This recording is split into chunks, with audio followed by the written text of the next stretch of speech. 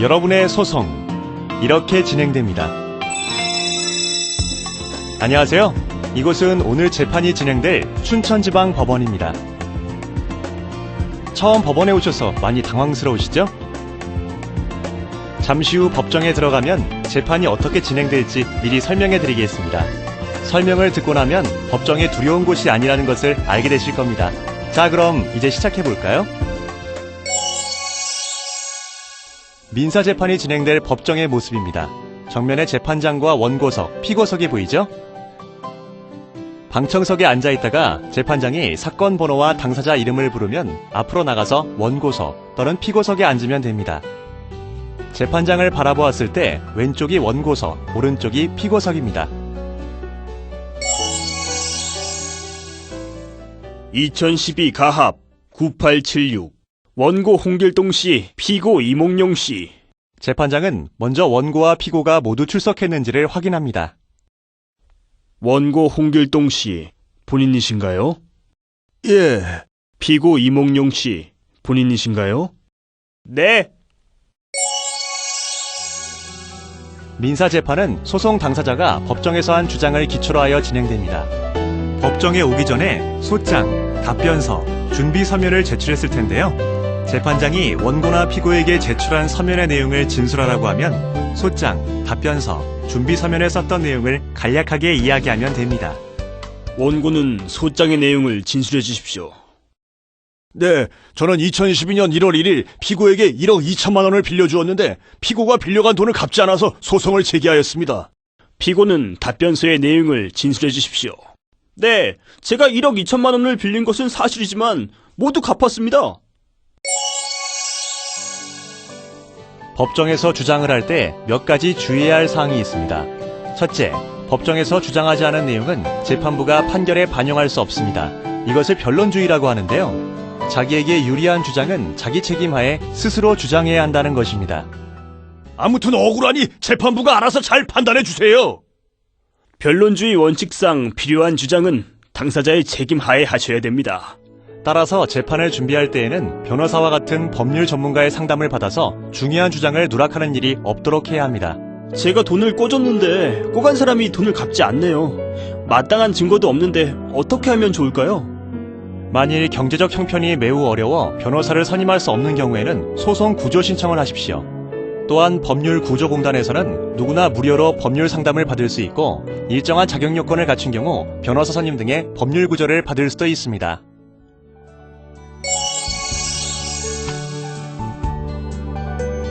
둘째, 법정에서는 요점을 중심으로 간결하게 이야기해야 합니다.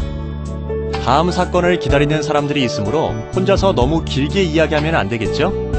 재판부의 판사들은 법정에 들어오기 전에 제출된 서류들을 모두 읽고 들어옵니다.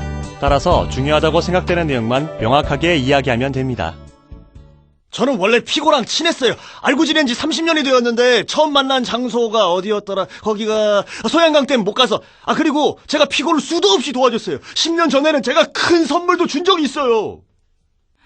내 재판 시간이 벌써 지났는데. 셋째, 상대방이 이야기하는데 중간에 끼어들어서 이야기를 하면 안 됩니다. 하고 싶은 이야기가 생각이 나면 메모해 두었다가 상대방의 이야기가 끝난 후 해도 충분합니다.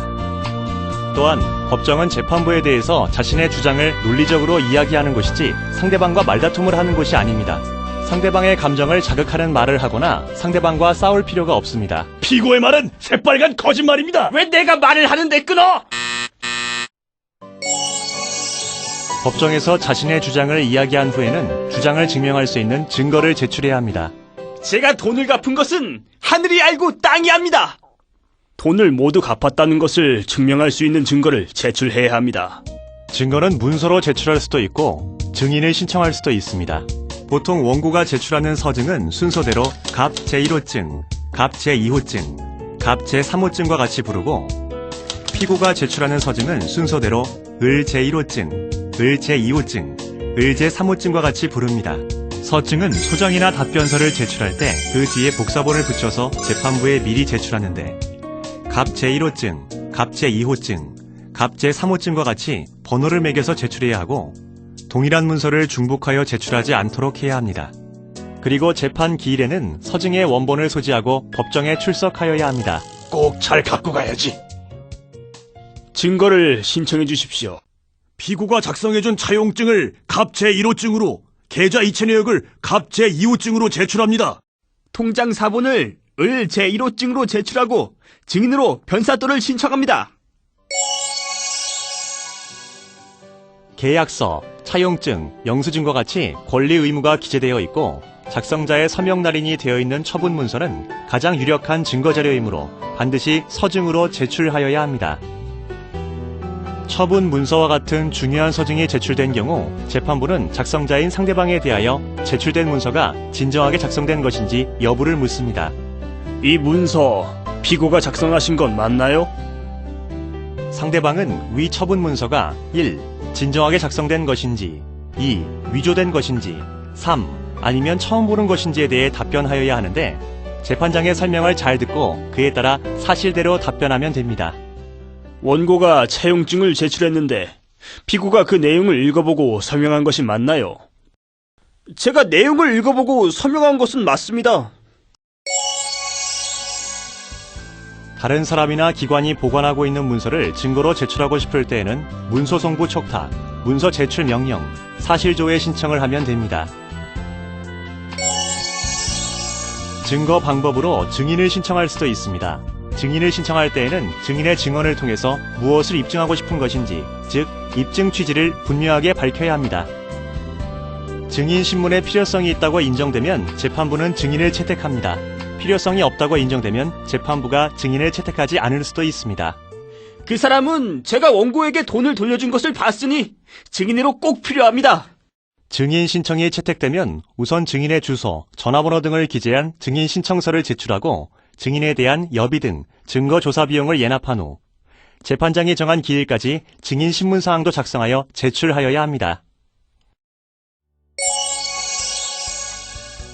지금까지 본 것처럼 당사자가 법정에서 주장을 하고 이에 대한 증거를 제출하였으나 추가로 증인 신문을 하거나 사실조회 등의 결과를 확인해야 할 필요가 있을 경우 재판부는 다음 변론 기일을 법정에서 지정합니다. 다음 기일은 11월 11일로 정하겠습니다. 법정에서 다음 변론 기일을 지정하여 알려준 경우 당사자에게 별도로 기일 통지서를 보내지 않으므로 날짜와 시간을 잘 메모해 두셔야 합니다.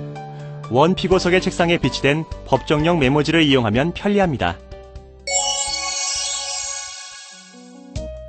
다가올 변론 기일에서 추가로 주장할 내용이 있을 경우에는 준비 서면을 법원에 추가로 제출할 수 있습니다. 그러나 이미 한 주장을 반복해서 적을 필요는 없습니다.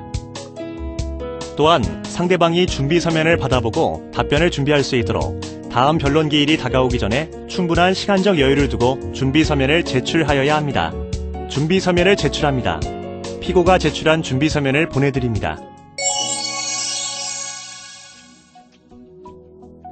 변론 기일 날짜, 문건 접수 현황 등의 재판 진행 상황을 휴대폰 문자 메시지로 전달받고 싶을 때에는 문자 메시지 통지 서비스를 신청하실 수 있습니다. 종합민원실에 가셔서 휴대전화를 통한 정보수신 신청서를 작성하여 제출하면 됩니다. 또한 사건 진행 상황을 인터넷으로도 확인할 수 있습니다. 대법원 홈페이지 또는 춘천지방법원 홈페이지에서 나의 사건 검색란을 통해서 사건 진행 상황을 확인할 수 있습니다. 첫 변론 기일에 참석하여 상대방의 주장을 듣고 나니 변호사와 같은 법률 전문가의 도움을 받아야겠다는 생각이 드는데 경제적 형편이 매우 어려워서 변호사를 선임할 수 없을 수도 있습니다. 이러한 때에는 소송구조 신청을 하십시오. 종합민원실에 가셔서 소송구조 신청서를 작성하여 제출하면 됩니다. 판결보다는 양 당사자의 합의에 의한 조정이 적절하다고 판단되는 경우 재판부는 변론이 진행되는 사건을 조정에 회부할 수도 있습니다. 민사 조정 절차는 조정 담당 판사 또는 법원에 설치된 조정위원회가 분쟁 당사자로부터 주장을 듣고 여러 사정을 참작하여 서로 양보와 타협을 통해 합의에 이르게 하는 제도입니다. 조정을 할 경우 자유로운 분위기에서 자신의 의견을 충분히 말할 수 있고 소송에 비하여 신속한 해결이 가능하며 상호 양보와 타협에 의하여 분쟁을 해결하므로 감정 대립이 남지 않는다는 장점이 있습니다. 조정은 양 당사자가 합의해야만 성립되며 조정이 성립되면 확정 판결과 동일한 효력이 있습니다.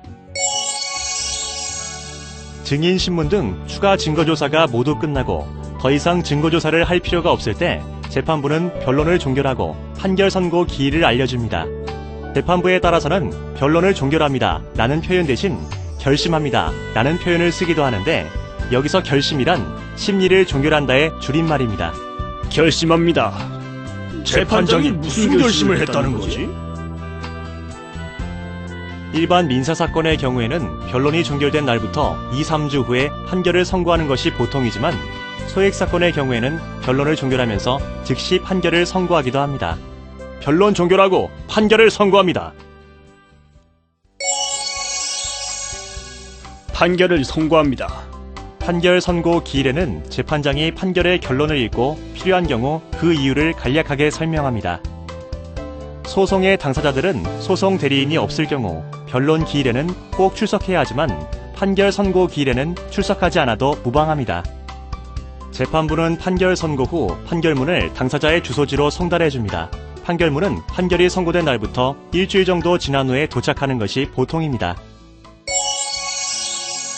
불리한 판결을 선고받은 당사자는 판결문을 송달받은 날부터 2주 이내에 항소를 제기할 수 있습니다. 항소장은 판결을 선고받은 법원에 제출해야 하고, 항소 법원에 제출해서는 안 됩니다. 참고로 항소 법원에 항소장을 제출할 경우에는 2주일의 항소 기간이 경과되어 항소장이 각하될 수도 있으므로 각별히 주의하셔야 합니다. 재판 절차에 대하여 보다 자세한 사항을 알고 싶은 경우에는 대법원 홈페이지를 방문해주세요. 대법원 홈페이지 초기 화면에 있는 전자민원센터란을 클릭하시면 재판 절차에 대한 상세한 설명과 함께 각종 재판 양식을 쉽고 빠르게 확인하실 수 있습니다.